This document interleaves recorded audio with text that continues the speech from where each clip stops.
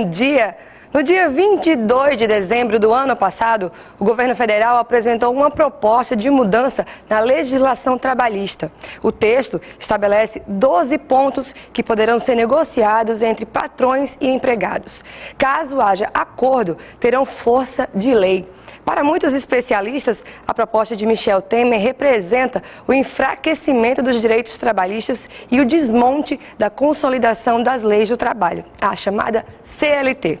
Para entender melhor o assunto, convidamos Luiz Fabiano Pereira, que é procurador do Ministério Público do Trabalho do Rio Grande do Norte, e o juiz do trabalho, Décio Teixeira, que é do Tribunal Regional do Trabalho, também do Rio Grande do Norte. A eles eu dou o meu bom dia e já peço desculpas um pouco pela falha na voz, mas a gente vai tentar conduzir da melhor maneira possível mais esse assunto que chega pra gente, né? Parece que toda semana a gente tá aí com assuntos novos e muito relevantes para a população, não é isso? Então, Luiz Fabiano, eu vou começar com você. O governo diz que a reforma trabalhista vai modernizar e flexibilizar as relações do trabalho, né? A nossa CLT está mesmo defasada? Existe algum problema aí com a CLT? Ou seja, o Brasil precisa mesmo agora de uma reforma trabalhista, tantas reformas do ensino médio, aí reforma da Previdência, agora mais essa reforma para a gente. Bom dia. Bom dia, Camila. Existem assim duas questões que precisam ser esclarecidas, né? As leis, elas não podem ser consideradas boas ou ruins pelo seu tempo de vigência. Não é porque uma lei é antiga que ela deixa de ser... Sim. Deixa de ser aplicável, deixa de ser útil à sociedade. Então, isso é um discurso que não tem muito fundamento, né? O outro, mesmo que a gente considerasse que a CLT, né, a gente sabe que já tem mais de 70 anos, a gente tem que ver o seguinte, que hoje o lastro normativo, né, o fundamento do direito do trabalho está na Constituição Federal, de 1988. A Constituição Cidadã é a Constituição que a gente comemora, né, como uma Constituição de avanço, né? Uma Constituição que veio para trazer uma estabilidade política, uma garantias sociais, né? Reconhecimento da cidadania. Então, os direitos básicos do trabalhador hoje estão previstos na Constituição da República. Sim. Então, a CLT tem muitas regras, mas o mais importante, o que fundamenta mesmo o direito do trabalho está na Constituição. Uhum. Doutor Décio, na proposta do governo, os acordos coletivos firmados entre patrões e sindicatos terão mais valor que a própria CLT. Isso não dá margem para fragilizar ainda mais os direitos dos trabalhadores? Bom, esse discurso de flexibilização, né, normalmente ele visa retirar direito de alguém e passar direito para outrem, né? Isso é uma coisa normal. Como o Luiz falou aqui, a idade do diploma legal que rege as relações de trabalho no Brasil não diz se ele está obsoleto ou não. E além de mais, tem um ponto que é bom se ressaltar, porque a CLT já foi modificada em cerca de 80% do seu texto original de 1943, não é a mesma norma, ela veio evoluindo com o tempo. Essa questão da desregulamentação que se busca com a reforma da CLT é uma questão assim meio... Talvez fosse mais interessante usar da sinceridade, né, quando se propõe uma reforma. Eu acho que é muito mais interessante de você debater isso no Congresso Nacional, com as partes envolvidas, com os atores, né, das relações de trabalho, você usar da sinceridade. Dizer que determinados pontos da CLT relativos à jornada, por exemplo, que é um dos pontos que está lá previsto na proposta de reforma, poderiam ser flexibilizados e dizer por que acha que deve ser a parte empregadora e a parte dos empregados dizer por que acha que não deve ser. Exato. Não usar esse discurso. Até mesmo porque nenhuma sociedade civilizada, melhor dizendo, sobrevive sem que haja uma regulação do salário mínimo e da jornada máxima. Não existe isso em lugar nenhum do mundo. Você não pode desregulamentar totalmente as relações de trabalho como alguns acham que é possível. E voltando à questão sindical, também tem um ponto na reforma que ele fala da eleição de um representante dos empregados dentro da empresa, né? Esse ponto, me parece que, notadamente, visa esvaziar os sindicatos. Porque no momento que a empresa elege um representante para tratar das negociações de que a própria reforma trata, né, no seu texto, sem que ele faça parte da entidade sindical, me parece que o sindicato vai ficar meio sem função nessa negociação, né? Esse representante vai, sei lá, talvez... retirar alguma prerrogativa do sindicato na mesa de negociação. Então é interessante a gente ler direitinho, procurar ouvir, né, parte a parte, para a gente formar uma opinião sobre aquilo que deve ser reformado e aquilo que não precisa ser reformado. Exato. A gente tem falado bastante aqui no Diálogo Plural dessa imposição, de certa forma, do governo em tantas reformas sem diálogo, né? E a gente está acompanhando aí no dia a dia, nas campanhas publicitárias e tudo mais, a forma que se tem colocado, como eles chegaram a colocar como uma coisa que já estivesse imposta para deixar um pouco confusa aquelas pessoas que ainda não entendem de certa forma.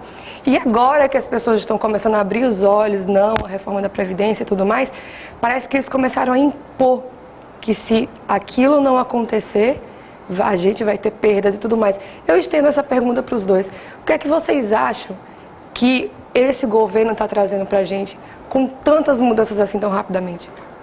Eu acredito que nós temos um momento inoportuno, né, para fazer uma reforma trabalhista, né, de uma legislação, né, de tanto tempo, né, tão arraigado, né, que mexe tão profundamente com a vida das pessoas. Então, me parece bastante inoportuno se fazer de uma forma tão assodada, né, de uma forma tão rápida, né? E o momento econômico, inclusive, não é um momento que favorece a reflexão, vamos dizer assim, a reflexão imparcial, né? Então, assim, a sociedade está sendo premida por uma crise econômica e, de alguma forma, os políticos e o empresariado, né, que estão, vamos dizer assim, na gênese, né, na formação dessa crise, né? Essa crise tem um conteúdo político muito importante, né? Então, assim, esses grupos que estão na origem da crise estão, de alguma forma, querendo empurrar essa conta, né, para o trabalhador, tanto com a reforma trabalhista como com a reforma da Previdência. Então, é como se tudo que está acontecendo, né, devesse ser, de uma hora para outra, debitado, né, dos direitos do trabalhador. Então, nos momentos em que o Brasil teve alguns avanços econômicos, né, um desempenho econômico razoável, não se abriu essa discussão, não se falou em ampliar os direitos dos trabalhadores, não se falou em dividir o bônus, né, do momento positivo. Mas no momento de crise, ao mesmo tempo que se fala de uma anistia, né, para políticos envolvidos, né, ao mesmo tempo em que se fala também em liberar as empresas que estiverem envolvidas em escândalos dos mais diversos, o que sobra para o trabalhador é esse ônus tão pesado, né, de perder os direitos que historicamente conseguiu à custa de muita luta, né? Quer dizer, não é nada de graça, nada dado, tudo é conquistado. Digamos assim, a grande justificativa da reforma trabalhista seria a criação de novos empregos, né? Sim. Mas qualquer economista de plantão que não tenha estudado economia com profundidade vai saber que não se cria emprego aumentando jornada. Isso é uma falácia, né? Na verdade, se você quer criar emprego, você deveria diminuir a jornada e talvez desonerar a folha de pagamento, deixar de ter a folha de pagamentos como um fatiador de tributos, que é o que ela é hoje no Brasil, né? Muita gente fala do custo do empregado no Brasil, mas coloca nessa conta o custo dos tributos que insere sobre a folha de pagamento, que o empregado não tem nada a ver com isso. É verdade. Nada a ver com isso. Ele paga uma conta que não é da conta, não é dele essa conta. Ou seja, os direitos trabalhistas, efetivamente trabalhistas, isoladamente trabalhistas, que são dados ao trabalhador, eles não oneram a folha de pagamento. Existe um estudioso sobre essa questão que vive alardeando que custa 100% a mais você manter um trabalhador além do salário dele. Sim. Nessa conta ele coloca todos os tributos que incidem sobre a folha de pagamento, quando essa conta não era para ser debitada ao trabalhador, né? Então, aquele velho sonho da carteira assinada, parece que se isso for aprovado está com dias contados, né? Já a carteira assinada, inclusive na reforma também o governo dá uma grande importância à assinatura da carteira, porque botam umas multas lá para o empregador que não as assinar, né, que não registrar, justamente pensando na arrecadação da Previdência Social, que é o que interessa, né? Ele não está muito preocupado com a questão da carteira ou não, ele quer saber da arrecadação. Se a gente vai continuar falando sobre isso, no segundo bloco vocês fiquem atentos que é mais uma reforma que se monta e a gente precisa ficar muito atento a tudo que está acontecendo. 1 minuto, não sai daí.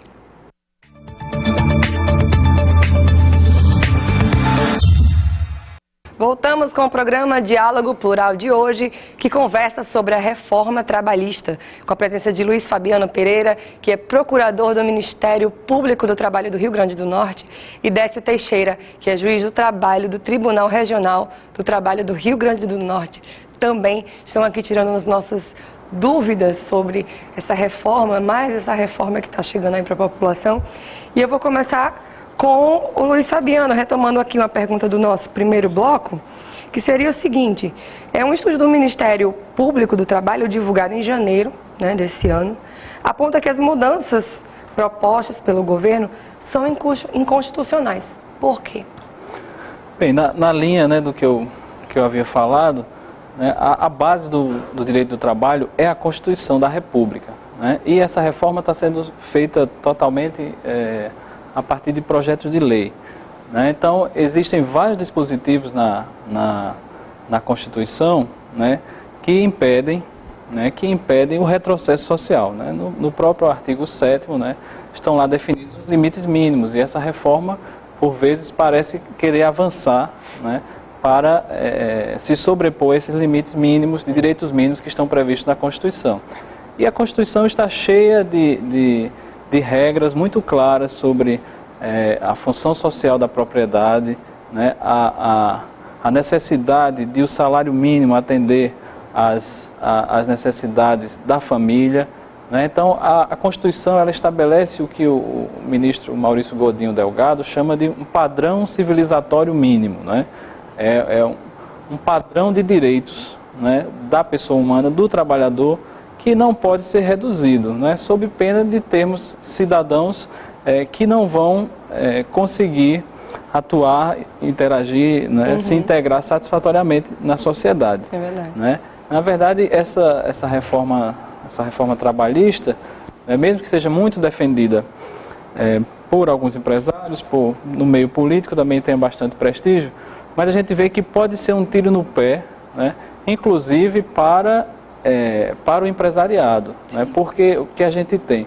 A gente tem a necessidade, né, gritante de que o trabalhador brasileiro seja mais produtivo, né? E para a gente ter um trabalhador produtivo, a gente precisa ter um trabalhador com condições mínimas, né, de dignidade, com condições mínimas de remuneração, né, de preservação da saúde, da segurança, e um trabalhador que seja remunerado numa base que permita alguma ascensão social, alguma manutenção digna da sua família. Existem vários objetivos quando se trabalha, né? Porque o trabalhador, se ele não tiver, né, respeitado seus direitos mínimos, ele não vai conseguir formar os seus filhos, né, num padrão que no futuro seja adequado para o mesmo mercado de trabalho que hoje, né, pode vir a impor condições muito desfavoráveis, né? Então, nós podemos estar entrando com essa reforma, se avançada como está sendo colocado, né, num ciclo de precarização, né, não só das relações de trabalho, mas também de empobrecimento da população, né, de perda da qualificação dos trabalhadores no futuro e, de uma forma geral, na perda da produtividade e a perda da competitividade internacional para o Brasil, que é tão almejada. Então, assim, sem cidadãos educados, né, que estejam num patamar razoável de civilidade, o Brasil não vai progredir, o Brasil não vai fazer face no cenário internacional. Eu até falei isso no programa passado, vou repetir. A gente vai começar a trabalhar, viver para trabalhar, não trabalhar para viver, né? E aí que eu falo com o doutor Décio sobre as condições, né? Um país onde a maioria, né, dos trabalhadores leva 2 horas para chegar no trabalho, mais 2 para chegar em casa, né? Que a gente começa a trabalhar a partir do momento que a gente se prepara para ir para o nosso trabalho, né? Como é que fica, doutor, essa questão? Os trabalhadores terão menos tempo para descanso, lazer, para estudar. Quais as consequências sociais disso tudo? Bom, primeiro, acho que é importante a gente salientar que enquanto o mundo todo discute redução de jornada, a Europa principalmente, nós falamos em aumento, né? E existe esse discurso do governo também, né? Sim. Que está sendo copiado, alguma coisa da Europa ou da América que está sendo... Na verdade, o governo gosta, e as pessoas que defendem a reforma gostam muito de invocar a legislação, o sistema americano, né, de trabalho, onde não há regulamentação, tal, só que não é bem assim, né? Existe a regulamentação básica no sistema americano, não é uma tribo de índio onde todo mundo faz o que quer, não é bem assim que funciona. Tanto que o Ministério do Trabalho americano, ele possui um departamento que cuida exclusivamente de salário e jornada. Sim. Então, como eu falei inicialmente, qualquer sociedade civilizada parte da regulamentação dessas duas, digamos assim, premissas na relação de trabalho. Então, no momento que você vai aumentar uma jornada para 48 horas de trabalho semanal, que pode acontecer isso se determinada interpretação for dada ao texto que está na reforma, certamente é um retrocesso, né? Aliando isso a uma possível, né, reforma da Previdência, até quando a gente vai trabalhar? E aliando isso à necessidade premente do país de criar empregos. Isso não vai criar emprego, isso vai diminuir o número de empregos. No momento que você bota o trabalhador para trabalhar mais horas, é lógico que há a desnecessidade de você contratar mais gente, né? Ele vai suprir a falta daquele trabalhador que não foi contratado. Então, é interessante que a sociedade seja esclarecida, né, nesse aspecto. Mas a propaganda que é feita pelo governo na televisão não é nesse sentido.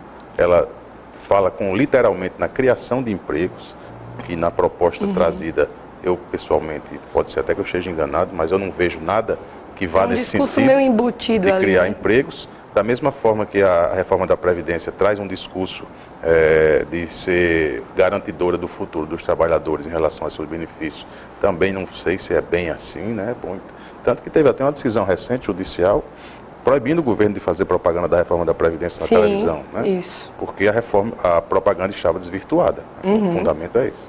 Não que o governo seja proibido de fazer propaganda, mas nesse caso estava desvirtuado. Então é importante programas como esse seu, que tragam informações para a população, e normalmente a população que vai ser afetada é a mais carente, a mais humilde, a que tem menos acesso à informação, menos acesso à educação. É importante que esse assunto seja tratado, seja conversado, seja debatido, né? E voltamos mais uma vez àquela questão que o Luiz falou aqui, da pressa do governo, de aprovar uma reforma desse tipo. Por que a pressa? Por que isso não se discute? Por que não traz isso, faz reuniões para que o pessoal expresse suas opiniões, junto aos interessados, né? Junto aos empresários, junto aos empregados, junto ao próprio governo, para ver como isso pode ser trazido de uma forma que não traga prejuízos nem para uma parte nem para a outra. Eu sei que é muito difícil isso. Sempre que você modifica alguma lei, é por interesse de alguma das partes. Sempre alguém vai ser prejudicado. Mas isso pode ser minimizado. É verdade. E a gente sempre vem batendo nessa tecla aqui no Diálogo Plural, das pessoas ficarem cada vez mais atentas. Parece que a população passou muito tempo ali, eu não gosto de política, eu não quero saber de economia, mas agora realmente a gente está precisando ficar atento e entender o que é que está acontecendo para não saber, né, se posicionar, de que lado ficar, de que lado não ficar, enfim. O importante é embasamento e a gente está aqui para isso. Olha só, mais um minutinho, já a gente volta para concluir esse assunto de hoje. Até já.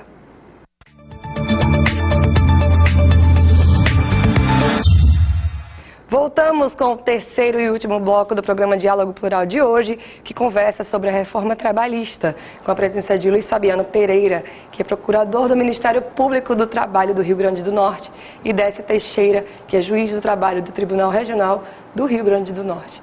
Então vamos aqui para o nosso último bloco.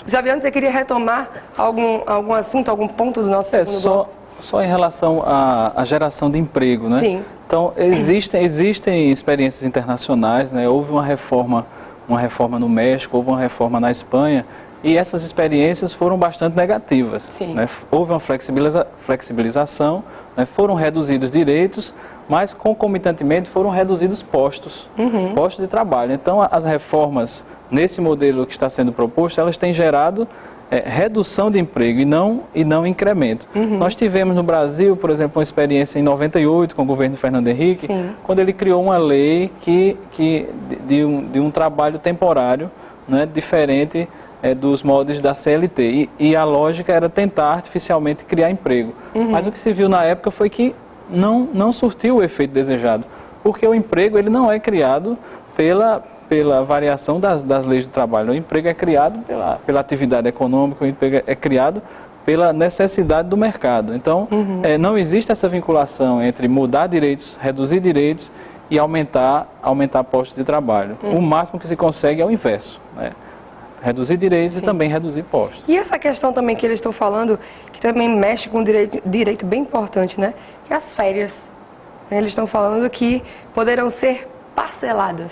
Como é que seria isso? Existe um risco no parcelamento das férias, é de que esse parcelamento conduza a férias que não vão gerar o efeito desejado, né? Que Sim. é a recuperação, né, das forças de trabalho do empregado.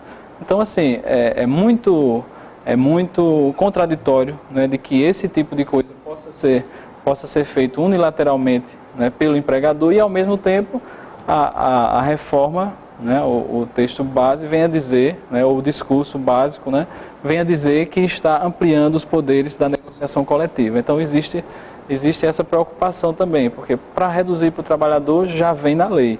E para incrementar, seria preciso os sindicatos batalharem, né, por alguma melhora.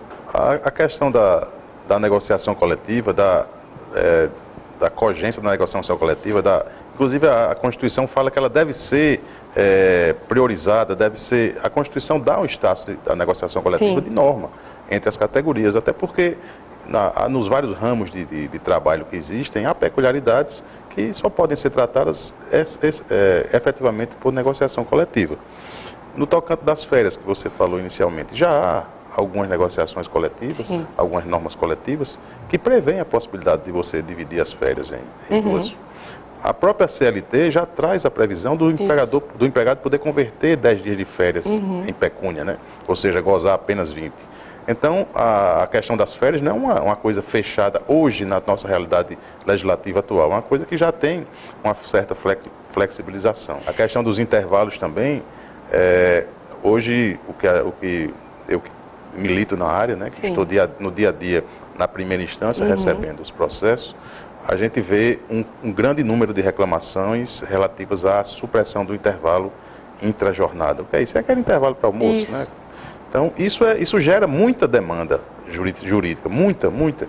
Existem algumas profissões, algumas categorias que o gozo do intervalo entre a jornada é praticamente proibitivo. Por exemplo, o gari. Digamos que ele esteja que recolhe lixo doméstico. Ele está no percurso da sua coleta. Como é que vai ser? Ele vai parar uma hora para ir almoçar? Como é que fica isso aí, né? São situações pontuais que a norma coletiva vem para resolver isso aí, né? É verdade. Vem para resolver isso. Então, é importante que seja dado, como a própria Constituição já falei, dá essa importância à norma coletiva e que ela realmente venha para resolver essas situações pontuais. Sim.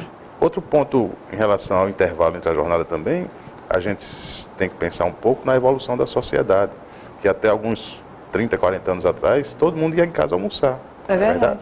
Aí o comércio fechava, você ia para sua casa almoçar. Fazia aquela siesta. Fazia aquela cesta, 2 horas depois você voltava, trabalhava à tarde. Verdade. Hoje em dia não existe mais isso. A sociedade não quer mais que o comércio feche no intervalo. Ela quer que ele fique aberto.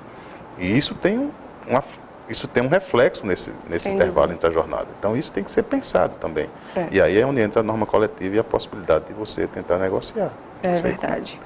Fabiana, como é que o Ministério Público do Trabalho enxerga a questão da terceirização no país? O que a gente vê na terceirização é que ela serve para reduzir o custo, né? Reduzir direitos do trabalhador. Então, assim, para ser adequada, a terceirização deveria impor, né, a quem terceiriza pagar muito mais, né, do que paga ao empregado direto, porque estaria transferindo não só o serviço do trabalhador em si, mas também a administração daquele empregado. E não é isso que ocorre, né? No Brasil, o que ocorre retira-se o trabalhador com a terceirização da sua categoria para transferir para uma categoria menos protegida e, com isso, pagar menos, né? Então, hoje nós temos, por exemplo, verdadeiros bancários terceirizados, né, chamados de correspondentes bancários, né, ou empresas de correspondente bancário. Na verdade, são profissionais que deveriam estar dentro dos bancos, recebendo a proteção que a lei prevê para os bancários, mas estão em empresas terceirizadas, né, que na verdade só servem mesmo para precarizar a condição de trabalho e para reduzir a remuneração do trabalhador. E a terceirização hoje no Brasil serve para burlar a regra constitucional do concurso público. Então, assim, o órgão público, o governo estadual, municipal, federal, terceirizam determinada atividade, né? Então ela retira do concurso público aqueles postos de trabalho, né? E coloca numa situação, coloca trabalhadores numa situação menos protegida, né? E ao mesmo tempo sujeita à manipulação política, Né? Então, assim, existem problemas, está tudo muito misturado, problemas sérios. Doutor Décio, rapidamente, só para a gente encerrar esse último bloco, o governo fala que a justiça brasileira está assoberbada com causas trabalhistas e que a reforma visa diminuir essas questões. Isso vai ser possível ou o efeito tende a ser contrário, já que muitos direitos do trabalhador estão em jogo? Me parece que a tendência é piorar, né, em relação ao número de demandas, porque o que vai se discutir agora é se aquela norma coletiva é legal ou não é, se aquele direito foi suprimido ou não foi, se isso é pertinente ou não é, se a teoria do conglobamento, que é uma teoria que fala que o empregado perde de um lado, mas ganha do outro, se ela está sendo aplicada. Então, me parece que as demandas continuarão em pontos diferentes e nos que já existiam também. Né? Então, não vejo isso como uma redução da demanda. E é importante dizer também que muito se fala da demanda da Justiça do Trabalho, mas ninguém fala da demanda dos outros ramos judiciários. É verdade. Se você pegar uma vara civil não especializada, ou então se você pegar um juizado especial da Justiça Federal, você vai ver que o número de demandas é tão grande ou até maior do que as demandas da Justiça do Trabalho. Luiz Fabiano, que é procurador do nosso Ministério Público, muito obrigada. Doutor Décio, muito obrigada pela presença dos dois. Sintam-se à vontade para voltar aqui no nosso programa para falar sobre outras coisas ou até sobre esse tema mais uma vez, caso seja necessário, como o nosso tempo é curto. E a você de casa, se quiser mais informações sobre o nosso diálogo plural, acompanhe as atualizações no nosso Twitter, o @SintesteRN, no nosso site, o www.sintestrn.org.br ou na nossa página do Facebook, que é o facebook.com/SintesteRN. A você um ótimo final de semana e até o próximo sábado, se Deus quiser. Tchau, tchau.